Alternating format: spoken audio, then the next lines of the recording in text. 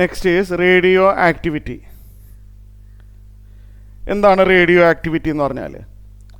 ഒരു unstable nucleus, for example ഒരു heavy ആയിട്ടുള്ള ന്യൂക്ലിയസ് എടുത്തു കഴിഞ്ഞാൽ അതിനകത്ത് കുറേ പ്രോട്ടോൺസും കുറേ ന്യൂട്രോൺസും ഉണ്ടാവുമല്ലോ.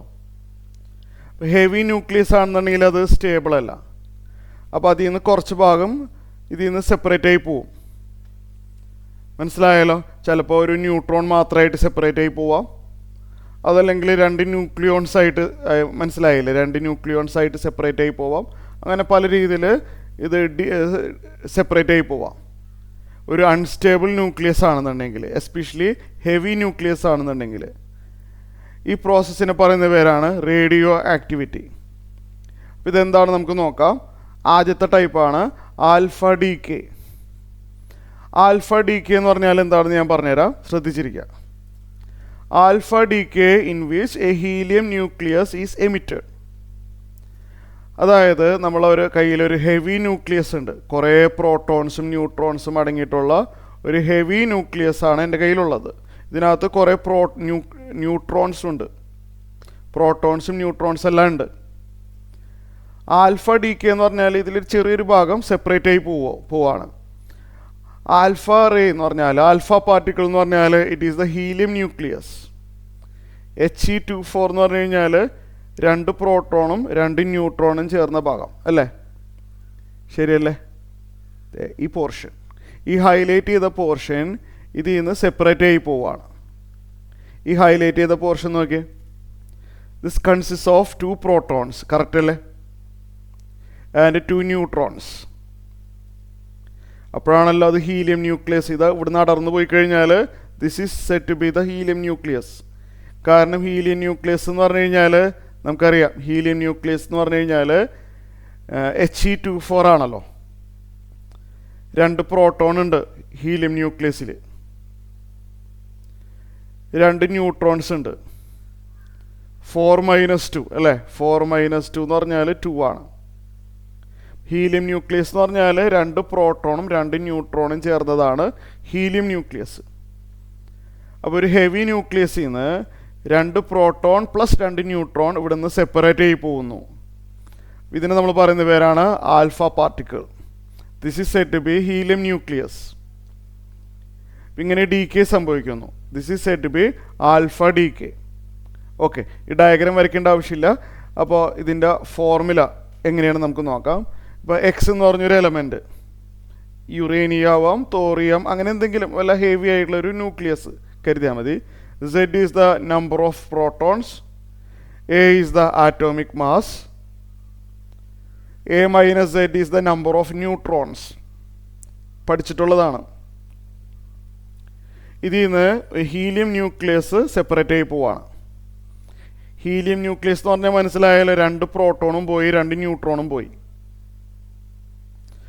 2 പ്രോട്ടോൺ കുറഞ്ഞു അല്ലേ? അപ്പോൾ ബാക്കി എന്ത് വരും?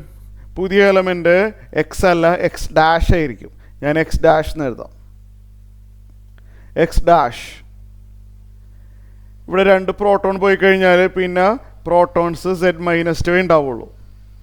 കാരണം എക്സിൽ നിന്ന് 2 പ്രോട്ടോൺ പോയി. 2 പ്രോട്ടോൺ പോയി കഴിഞ്ഞാൽ ബാക്കി എത്ര പ്രോട്ടോൺ ഉണ്ട് ആ ന്യൂക്ലിയസിൽ? Z-2 പ്രോട്ടോൺസേ ഉണ്ടാവുള്ളൂ. ഇപ്പോൾ Z-2 പ്രോട്ടോൺസ് എന്ന് പറയുമ്പോൾ ആറ്റോമിക് നമ്പർ മാറി. ആറ്റോമിക് നമ്പർ മാറിയിട്ടുണ്ട്. അപ്പോൾ ക്ലിയർ ആയല്ലോ? Z-2 പ്രോട്ടോൺസേ അതിനകത്ത് ഉണ്ടാവുള്ളൂ. ആകെ 4 ന്യൂക്ലിയോൺസ് സെപ്പറേറ്റ് ആയി പോയിട്ടുണ്ട്. Initially A number of nucleons ഉണ്ടായിരുന്നതായിരുന്നു. അതിൽ നിന്ന് 4 ന്യൂക്ലിയോൺസാണ് പോയത്. Aയിൽ നിന്ന് 4 പോയി കഴിഞ്ഞാൽ A-4 ന്യൂക്ലിയോൺസേ പിന്നെ ഉണ്ടാവുള്ളൂ. ഓക്കെ, ക്ലിയർ ആയല്ലോ? അപ്പോൾ എന്തെങ്കിലും ഡൗട്ട് ഉണ്ടെങ്കിൽ ഒന്നും കൂടി കേട്ട് നോക്കാം. ഓക്കെ, ഇത് അപ്പോൾ ഈ ഹീലിയം ന്യൂക്ലിയസിനെ പറയുന്ന പേരാണ് alpha particle. Okay, so next, അപ്പോൾ ഇതിനൊരു എക്സാമ്പിൾ വേണമെങ്കിൽ ഞാൻ കാണിച്ചു തരാം. ഇപ്പോൾ ഒരു എക്സാമ്പിളാണ് റേഡിയം 88-226. ഇതൊരു ഹെവി ന്യൂക്ലിയസ് ആണ്. ഇതിൽ നിന്നൊരു ഹീലിയം ന്യൂക്ലിയസ് സെപ്പറേറ്റ് ആയി പോവാണ്. അപ്പോൾ എന്ത് വരും? ഹീലിയം ന്യൂക്ലിയസ് പോയി. 88 നിന്ന് 2 പോയി കഴിഞ്ഞാൽ 86 വരും അല്ലേ? ശരിയല്ലേ? അടുത്ത എലമെൻ്റ് എഴുതണത് എങ്ങനെയാണെന്ന് ഞാൻ പറഞ്ഞേട്ടെ. 88 നിന്ന് 2 പോയി കഴിഞ്ഞാൽ ബാക്കി 86 വരും. 226 നിന്ന് 4 പോയി കഴിഞ്ഞാൽ 226 നിന്ന് 4 പോയി കഴിഞ്ഞാൽ 222 വരും. ആ എലമെൻ്റ് ഏതാണ്? അത് പീരിയോഡിക് ടേബിൾ നോക്കിയാൽ കിട്ടും. ആ എലമെൻ്റ് ഞാൻ ഇവിടെ കാണിച്ചു തരാം. റേഡൻ ആണ്. ഓക്കെ, 86 222 ഞാൻ പറഞ്ഞ പോലെ ശരിയല്ലേ? അപ്പോൾ ഈ എക്സാമ്പിൾ ക്ലിയർ ആയി. ഇതാണ് ആൽഫ ഡി കെ. ഇനി നെക്സ്റ്റ് ബീറ്റ ഡി കെ നമുക്ക് നോക്കാം. ബീറ്റ ഡി കെ എന്ന് പറഞ്ഞു കഴിഞ്ഞാൽ ഇലക്ട്രോൺസ് ഓർ പോസിട്രോൺസ്. പോസിട്രോൺ എന്ന് പറഞ്ഞു കഴിഞ്ഞാൽ ഇലക്ട്രോൺ പോലെ തന്നെ ഒരു പോസിറ്റീവ്ലി ചാർജ്ഡ് പാർട്ടിക്കിൾ. ക്ലിയർ ആയല്ലോ? ഇലക്ട്രോൺ പോലെ തന്നെ, പക്ഷേ ചാർജ് പോസിറ്റീവ് ആണെന്ന് മാത്രം. ക്ലിയർ? ഇലക്ട്രോൺസ് ഓർ പോസിട്രോൺ എന്ന് പറഞ്ഞാൽ particles with same mass as electron. ഇലക്ട്രോണിൻ്റെ അതേ മാസ് ആണുള്ളത്, പക്ഷേ ഓപ്പോസിറ്റ് ചാർജാണ്. ഇലക്ട്രോൺസിന് നെഗറ്റീവ് ചാർജ് ആകുമ്പോൾ പോസിട്രോണിന് പോസിറ്റീവ് ചാർജ്. ഇലക്ട്രോണിൻ്റെ അതേ മാസാണ് പോസിട്രോണിനുള്ളത്. Electrons or positrons are emitted. This is said to be beta decay. അത് റേഡിയേഷൻ ആയിട്ടാണ് എമിറ്റ് ചെയ്യുന്നത്. അപ്പോൾ ന്യൂക്ലിയസിൽ നിന്നാണ് ഇത് പോകുന്നത് കേട്ടോ. എവിടെ നിന്നാണ് പോകുന്നത്? ന്യൂക്ലിയസിൽ നിന്ന്. അപ്പം അതിൽ ന്യൂക്ലിയസ് നടക്കുന്ന പ്രോസസ്സ് നമ്മൾ പഠിക്കേണ്ട ആവശ്യമില്ല. ക്ലിയർ? ന്യൂക്ലിയസിനുള്ളിൽ നിന്ന് ഇലക്ട്രോൺസും അല്ലെങ്കിൽ പോസിട്രോൺസും സെപ്പറേറ്റ് ആയി പോവാണ്. അത് ഇലക്ട്രോൺസ് വരുന്നത് എങ്ങനെയാണെന്ന് വെച്ചാൽ ന്യൂട്രോൺ ചേഞ്ച് ചെയ്തിട്ടാണ്. ന്യൂട്രോൺ ഓർ പ്രോട്ടോൺ ഇലക്ട്രോണോ പോസിട്രോണോ ആയിട്ട് കൺവേർട്ട് ആവും. ആ പ്രോസസ്സ് നമ്മൾ പഠിക്കേണ്ട ആവശ്യമില്ല. ന്യൂട്രോൺ ഓർ പ്രോട്ടോൺ, മനസ്സിലായല്ലോ? അത് ഇലക്ട്രോണോ പോസിട്രോണോ ആയിട്ട് കൺവേർട്ട് ചെയ്തിട്ട് എമിറ്റായി പോകുന്നു. കേട്ടല്ലോ? അങ്ങനെ കരുതിയാൽ മതി. So this emission take place from nucleus. ഇതാണ് ബീറ്റ ഡി കെ. അത് 2 ടൈപ്പാണുള്ളത്. അത് ഒരു ടൈപ്പ് ഞാൻ പറഞ്ഞുതരാം. ഒന്ന് പോസിട്രോണിൻ്റെ എമിഷൻ, വേറൊന്ന് ഇലക്ട്രോണിൻ്റെ എമിഷൻ. 2 രീതിയിൽ ബീറ്റ ഡി കെ ഉണ്ട്. പോസിട്രോൺ എന്ന് പറഞ്ഞാൽ ഇലക്ട്രോണിൻ്റെ അതേ മാസാണ്, പക്ഷേ ഓപ്പോസിറ്റ് സൈനാണ്. ഇപ്പോൾ എക്സ് എന്ന് പറഞ്ഞൊരു element, protons Z, atomic mass A ആണ്. ക്ലിയർ ആയല്ലോ? ഇത് ഒരു പോസിട്രോൺ എമിറ്റ് ചെയ്യാണ്. പോസിട്രോൺ എമിറ്റ് ചെയ്യുകയാണെന്നുണ്ടെങ്കിൽ എന്ത് സംഭവിക്കുന്നത് ഞാൻ പറഞ്ഞുതരാം. ഞാൻ ആ ഇക്വേഷൻ എഴുതാം. പോസിട്രോണിന് നമ്മൾ സാധാരണ ഈ +1 0 എന്നാണ് നമ്മൾ ഡിനോട്ട് ചെയ്യുന്നത്. പോസിട്രോണിനെ നമ്മൾ ഡിനോട്ട് ചെയ്യുന്നത് എങ്ങനെയാണ്? ഈ +1 0. എന്താ അങ്ങനെ എഴുതാൻ കാരണം?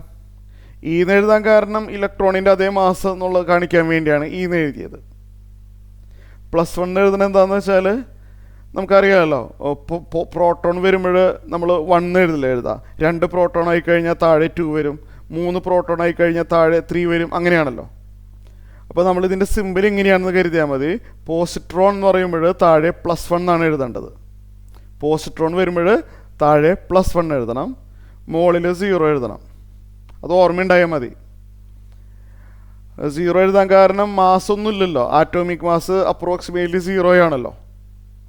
ക്ലിയർ ആയല്ലോ? അപ്പോൾ പോസിട്രോൺ എന്ന് പറയുമ്പോൾ താഴെ +1 എഴുതാൻ മറന്നു പോകരുത്. മുകളിൽ 0. Atomic mass of the positron 0 ആണ്. ഇത് പോസിട്രോൺ ആണ് കേട്ടോ. അപ്പോൾ ഇക്വേഷൻ ബാലൻസ് ആവണമല്ലോ. ലെഫ്റ്റ് സൈഡിൽ സെഡ് ആണ്, അപ്പോൾ റൈറ്റ് സൈഡിൽ ഈ താഴെ വരുന്ന നമ്പറുകൾ ആഡ് ചെയ്താൽ സെഡ് വരണമല്ലോ. ഇത് +1 ആയി കഴിഞ്ഞാൽ ഇതെന്തായാലും സെഡ് -1 ആവേണ്ട വരും. അപ്പോഴല്ലേ ആഡ് ചെയ്യുമ്പോൾ ഇത് രണ്ടും ആഡ് ചെയ്യുമ്പോൾ സെറ്റ് വരുന്നത്. എലമെൻറ്റ് മാറുമ്പോൾ X' എഴുതിയേക്കാം. കാരണം ആറ്റോമിക് നമ്പർ മാറുന്നുണ്ട് ഇവിടെ. +1 വരുമ്പോൾ ഇവിടെ സെറ്റ് -1 വരേണ്ടി വരും. കാരണം ആഡ് ചെയ്യുമ്പോൾ സെറ്റ് വരണമല്ലോ. അപ്പോൾ എലമെൻറ്റ് മാറും. പോസിട്രോൺ എമിറ്റ് ചെയ്യുമ്പോൾ ആറ്റോമിക് നമ്പർ ഒന്ന് കുറയുന്നുണ്ട്. ഓക്കെ, പിന്നെ ഒരു എലമെൻറ്റും കൂടിയും എമിറ്റ് ചെയ്യും. ന്യൂട്രിനോ എന്ന് പറയും. ഇതിനെപ്പറ്റി നമ്മൾ ടെക്സ്റ്റ് ബുക്കിലൊന്നും എക്സ്പ്ലെയിൻ ചെയ്തിട്ടില്ല, ജസ്റ്റ് അറിഞ്ഞിരിക്കുക. അതിന് വേറെ കൂടുതൽ ഐഡിയ ഒന്നും വേണ്ട. ന്യൂട്രിനോ എന്ന് പറയും.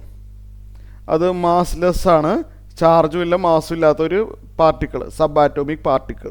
അതിനെപ്പറ്റി നമുക്ക് സിലബസിൽ ഇല്ല പഠിക്കാനായിട്ട്. അതുകൊണ്ട് തൽക്കാലം അങ്ങനെ ഒരാളുണ്ടെന്ന് മാത്രം കരുതുക. അതിന് മാസും ഇല്ല, ചാർജും ഇല്ല. ഓക്കെ, അപ്പോൾ പോസിട്രോൺ എമിറ്റ് ചെയ്യുമ്പോൾ അതിൻ്റെ കൂടെ ഒരു ന്യൂട്രിനോ എന്ന് പറഞ്ഞൊരു പാർട്ടിക്കിളും കൂടി എമിറ്റ് ചെയ്യും. അത്രയും കരുതിയാൽ മതി. അതെന്താണെന്ന് അറിയണ്ട. മ്യൂ ഈ said to be neutrino. Okay, പേരൊന്ന് അറിഞ്ഞിരുന്നേര് ന്യൂട്രിനോ. ഇത് നമ്മൾ പറയുന്ന പേരെന്താണ്? പോസിട്രോൺ.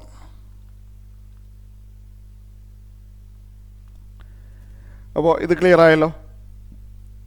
ഒരു എക്സാമ്പിൾ പറയുകയാണെന്നുണ്ടെങ്കിൽ സോഡിയം 1122 ഒരു പോസിട്രോണ് എമിറ്റ് ചെയ്യാൻ പോവാണ്. പോസിട്രോൺ എന്ന് പറഞ്ഞാൽ ഈ +10 അത് ബൈ ഹാർട്ടാക്കി വെക്കണം. ഇവിടെ താഴെ 11 ആണ്. ഇവിടെ ഒരു +1 വരുമ്പോൾ ഇവിടെ 10 വരണം. 10 + 1 11 ആവുമല്ലോ. അപ്പോൾ ഇവിടെ വരേണ്ടത് 10 ആയിരിക്കണം. ആറ്റോമിക് നമ്പർ 10 ഉള്ള എലമെൻ്റ് ആയിരിക്കണം ഞാനിവിടെ എഴുതേണ്ടത്. അത് പീരിയോഡിക് ടേബിൾ നോക്കിയാൽ മനസ്സിലാവും, നിയോൺ ആണത്. അപ്പോൾ സോഡിയം ന്യൂക്ലിയസിൽ നിന്ന് പോസിട്രോൺ എമിറ്റ് ചെയ്ത് കഴിഞ്ഞാൽ സോഡിയം ബിക്കംസ് നിയോൺ. ക്ലിയർ ആയല്ലോ. പോസിട്രോൺ എന്ന് എഴുതുമ്പോൾ താഴെ +1 എഴുതാൻ മറക്കരുത്. ഇക്വേഷൻ ബാലൻസ് ആവണം. താഴെയുള്ള നമ്പർ ആഡ് ചെയ്താൽ ലെഫ്റ്റ് സൈഡിൽ തന്നെ ഉള്ള നമ്പർ വരണമല്ലോ. ഇവിടെ +1 ആകുമ്പോൾ ഇവിടെ 10 വരണം. So that 10 + 1 will be 11. Total number of protons in the left side and right side remains the same ആണല്ലോ. അപ്പോൾ നിയോൺ മോളിൽ 22, ഇവിടെ മോളിലത്തെ നമ്പർ 22 + 0 22 തന്നെയാണ്. 22 + 0 22 തന്നെയാണ്. പോസിട്രോൺ എമിറ്റ് ചെയ്യുന്നതോടൊപ്പം തന്നെ ഒരു ന്യൂട്രിനോ കൂടിയും എമിറ്റ് ചെയ്യും. അതെന്താണെന്ന് അറിയേണ്ട ആവശ്യമില്ല. ഓക്കെ, അപ്പോൾ ബീറ്റ ഡി കെയിൽ ബീറ്റ പോസിറ്റീവ് ഡി കെ എന്ന് വേണമെങ്കിൽ വിളിക്കാം. അതായത് പോസിട്രോണിൻ്റെ എമിഷനാണ് ഞാൻ പറഞ്ഞത്. അതേപോലെ ഇലക്ട്രോണിൻ്റെ എമിഷനും വരാം. അപ്പോൾ അതിനൊരു എക്സാമ്പിൾ പറഞ്ഞുതരാം. ജനറൽ ആയിട്ടുള്ളത് XZA. ഓക്കെ, അപ്പോൾ XZA ഇതിൻ്റെ ന്യൂക്ലിയസിൽ നിന്ന് ഇലക്ട്രോണാണ് എമിറ്റ് ചെയ്യുന്നത്. ഓക്കെ, ഇലക്ട്രോണാണ് എമിറ്റ് ചെയ്യുന്നത്. അത് ഞാൻ പറഞ്ഞല്ലോ, പ്രോട്ടോൺ ഓർ ന്യൂട്രോണ് കൺവേർട്ട് ആവുന്നതാണ്. പോസിട്രോണോ ഇലക്ട്രോണോ ഒക്കെ ആയിട്ട് കൺവേർട്ട് ചെയ്തിട്ട് എമിറ്റ് ആവുന്നതാണ്. ആ പ്രോസസ്സ് നമുക്ക് പഠിക്കേണ്ട ആവശ്യമില്ല. അപ്പോൾ ഇത് ഇലക്ട്രോൺ എമിറ്റ് ചെയ്യുകയാണ് ഇതിൻ്റെ ന്യൂക്ലിയസിൽ നിന്ന്. ഇലക്ട്രോൺ നമ്മൾ ഡിനോട്ട് ചെയ്യുന്ന സിമ്പിൾ അറിഞ്ഞിരിക്കണം. E-10 എന്നാണ്. ഇത് അറിഞ്ഞില്ലെങ്കിൽ നമുക്കിവിടെ വരുന്ന എലമെൻ്റ് മനസ്സിലാവില്ല ഏതാ എഴുതേണ്ടതെന്ന്. ഇത് ബൈ ഹാർട്ട് ആയിക്കോളല്ലോ. Positron denoted by E+10 by ഹാർട്ടാക്കണം. ഇലക്ട്രോൺ ആണെന്നുണ്ടെങ്കിൽ E-10 എന്നാണ് ഡിനോട്ട് ചെയ്യേണ്ടത്. Electron denoted by E-10. അപ്പോൾ നമുക്ക് ഇവിടുത്തെ എലമെൻറ്റ് ക്ലിയർ ആയിട്ട് എഴുതാൻ പറ്റുമല്ലോ. ഇവിടെ താഴെ സെഡാണ്. റൈറ്റ് സൈഡിൽ താഴെ വരുന്ന എലമെൻ്റ് താഴെ വരുന്ന നമ്പറുകൾ ആഡ് ചെയ്താലും സെഡ് വരണം. അപ്പോൾ ഇവിടെ വരേണ്ടത് Z+1 ആയിരിക്കണം അല്ലേ? കാരണം Z+1 +-1 ചെയ്യുമ്പോഴല്ലേ സെഡ് ആവുന്നത്. Z+1 +-1 ചെയ്യുമ്പോഴാണ് സെഡ് ആവുന്നത്. മോളിൽ A+0 A തന്നെയാണല്ലോ. ഇവിടെ A തന്നെയാണ് വരേണ്ടത്. അപ്പോൾ ഇങ്ങനെയാണ് വരുന്നത്. അപ്പോൾ ഇവിടെ ഇലക്ട്രോണാണ് എമിറ്റ് ചെയ്യുന്നത്. ഇലക്ട്രോൺ എമിറ്റ് ചെയ്യുമ്പോൾ ഇതിൻ്റെ കൂടെ വേറൊരു പാർട്ടിക്കിളും കൂടി എമിറ്റ് ആവും. അതിന് നമ്മൾ പറയുന്ന പേര് ആൻറ്റി ന്യൂട്രിനോ എന്ന് പറയും. അതെന്താണെന്ന് അറിയേണ്ട, അത് വേറൊരു പാർട്ടിക്കിളാണെന്ന് മാത്രം കരുതിയാൽ മതി. മാസോ ചാർജോ ഒന്നും ഇല്ലാത്ത ഒരു പാർട്ടിക്കിൾ, ആൻറ്റി ന്യൂട്രിനോ. അതിനെപ്പറ്റി പഠിക്കാനില്ല നമുക്ക്. ഇതെന്താണ്? This is electron. അപ്പോൾ രണ്ട് രീതിയിൽ ബീറ്റ എമിഷൻ ഉണ്ടെന്ന് പറഞ്ഞു. ഒന്ന് പോസിട്രോൺ, വേറൊന്ന് ഇലക്ട്രോൺ. അപ്പോൾ ഈ സിമ്പിൾ മറന്നു പോകരുത്. പോസിട്രോണിന് E+10 എന്ന് എഴുതാം. അപ്പോഴാണ് നമുക്ക് ഇവിടുത്തെ എലമെൻ്റ് എഴുതാൻ പറ്റുള്ളൂ. ഇലക്ട്രോൺ ആണെന്നുണ്ടെങ്കിൽ E-10 എന്ന് എഴുതണം.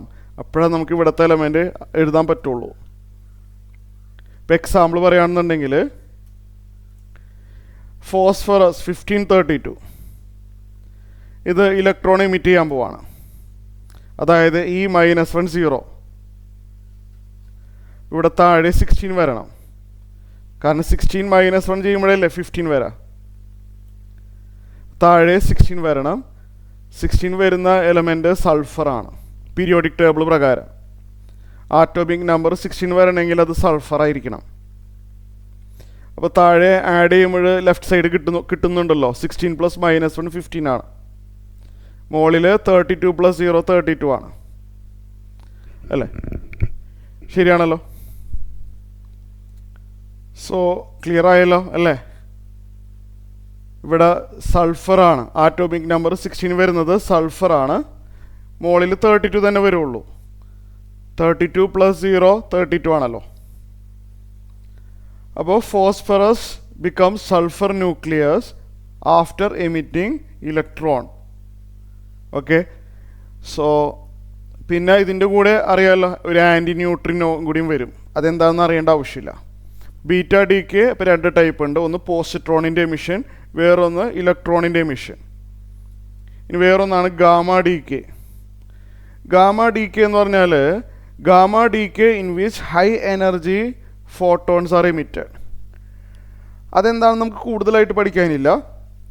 അതായത് ഒരു ന്യൂക്ലിയസ് ആൽഫ എമിഷനോ അല്ലെങ്കിൽ ബീറ്റ എമിഷനോ കഴിഞ്ഞാൽ കിട്ടുന്ന ന്യൂക്ലിയസ് അൺസ്റ്റേബിൾ ആയിരിക്കും.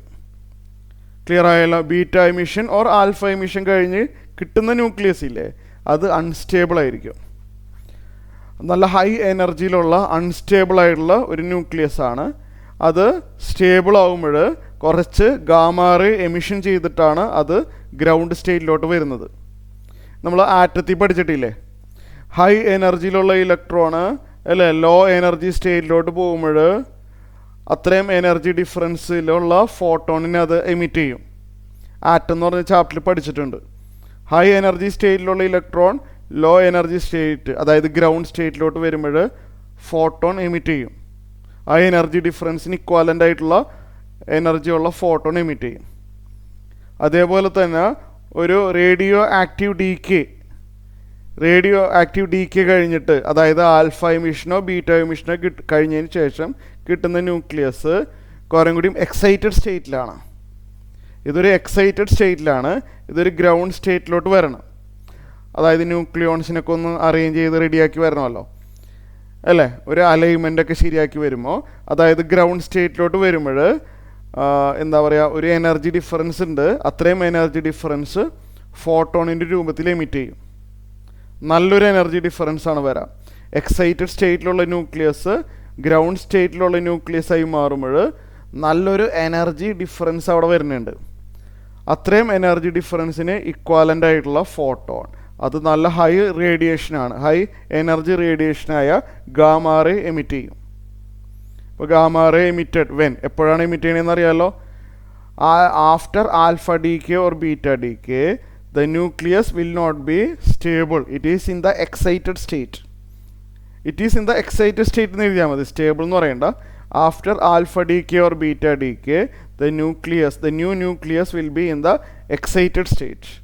അത് ഗ്രൗണ്ട് സ്റ്റേറ്റിലോട്ട് വരുമ്പോൾ എന്ത് സംഭവിക്കും? It releases energy in the form of photon. ആ റിലീസ് ചെയ്ത എനർജി ഫോട്ടോണിന് നല്ല എനർജി ഉണ്ടാവും. അപ്പോൾ അതിന് എനർജി കൂടുതലുള്ളൊരു ഫോട്ടോണാണ്, അത് ഗാമാറേ ആയിരിക്കും. ഓക്കെ, ഇത്രയും കാര്യങ്ങളാണ് ഉള്ളത് radio activity. Alpha D K, beta D K and gamma D K.